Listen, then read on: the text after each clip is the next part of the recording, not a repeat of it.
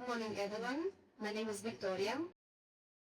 Today I would like to present my thesis project on the topic of visualizing loss, exploring death in children's literature, and creating my own literature book. To begin with, I would like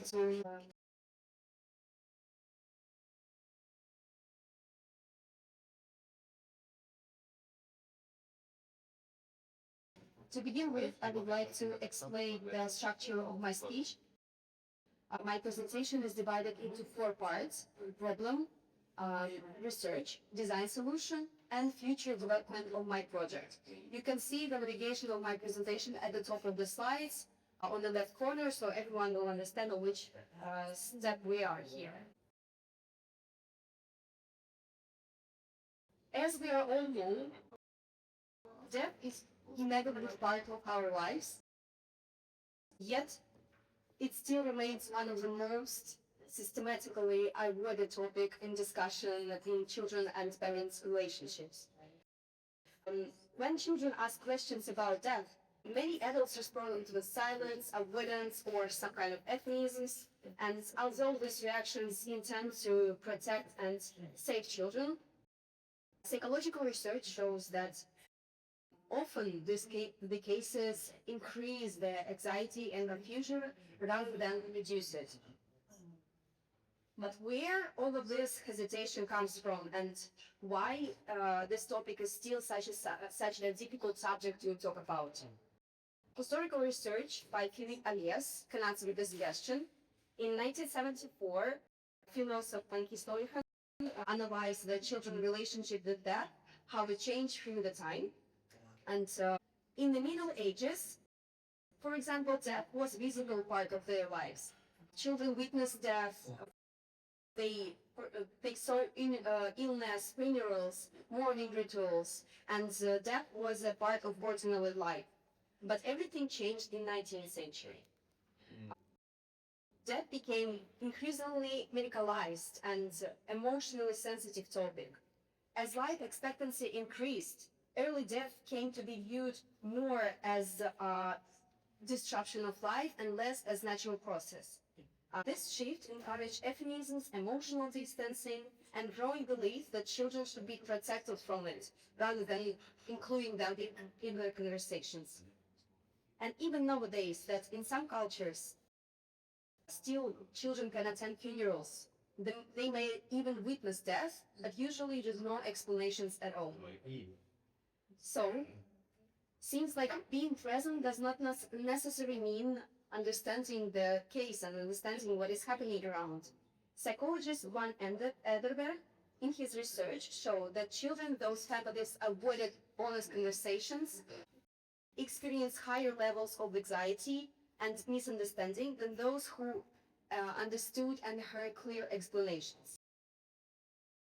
This suggests that issue actually is not children exposure to death, but more an absence of meaningful conversations. If communication is the key, why do parents still find this conversation so difficult to talk?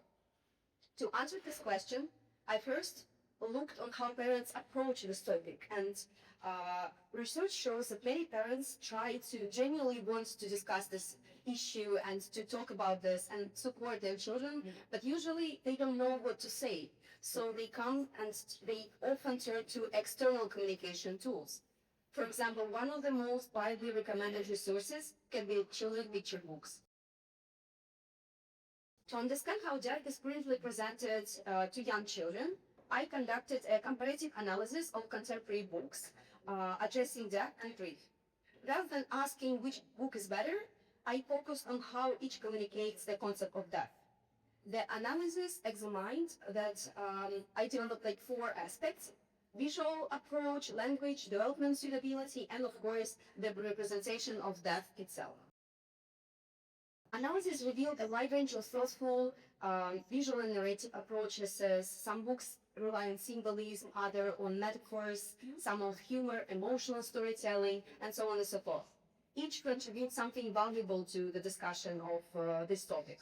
However, one recurring pattern appeared across all of them. Most books examine how death feels, but rarely explain what death actually is.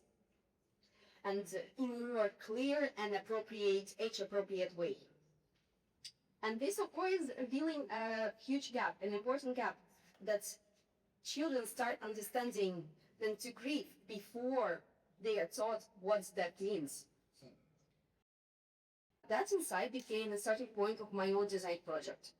In my project, I wanted to create a communication tool that combines three complementary elements: story, silence, and conversations. The story creates an emotional connection.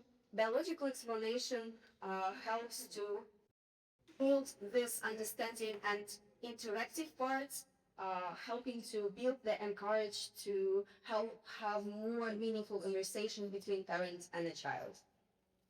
Based on these findings, I designed an illustration book for children from 3 to 6 years old. If you want, you can pass this book if someone is interested to watch the video. The story follows a young rabbit who discovers for the first time that flowers can die. Together with the rabbit, children gradually explore the biological cycle of life, and especially a life of the flower, while reflections on questions of change, loss, and value of life. Rather than replacing the conversation and make it more silent, the book is designed to build this support and designed to make this conversation. Obviously, the book addresses a sensitive topic. Everyone can understand that. Every visual decision in this book was made to create a sense of emotional safety rather than the fear. I chose one color natural palette to feel it more personal and approachable, to make it more atmospherical. I use handwritten typography and clear visual hierarchy to support shared reading between children and parents. Together, these design choices encourage curiosity instead of anxiety. A little bit about interactive elements in my book.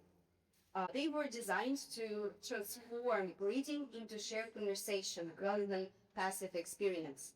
This encouraged children to ask questions, reinforce understanding through participation, and reading others, which I add, help children to process and to understand the timing and emotions before continuing the story.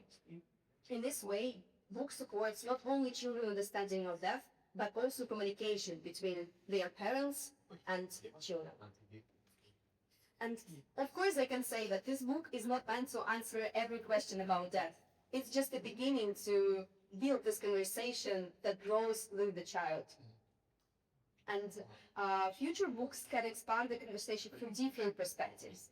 The series could begin with familiar examples from nature, gradually introduce more complex forms of life, and later, of course, explore traditions and different ways people grieve and understand the process of death.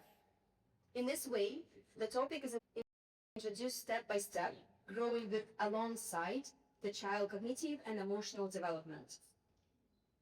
And in the end, I would like to say that death is one of the few examples that every family will face eventually, and obviously children are naturally curious, and usually parents don't know how to approach the conversations and how to build this connection. So I really hope that this project can help families to discuss this subject, to build these first conversations, and be a little bit more honest, less frightening, and easier to begin with hard topics.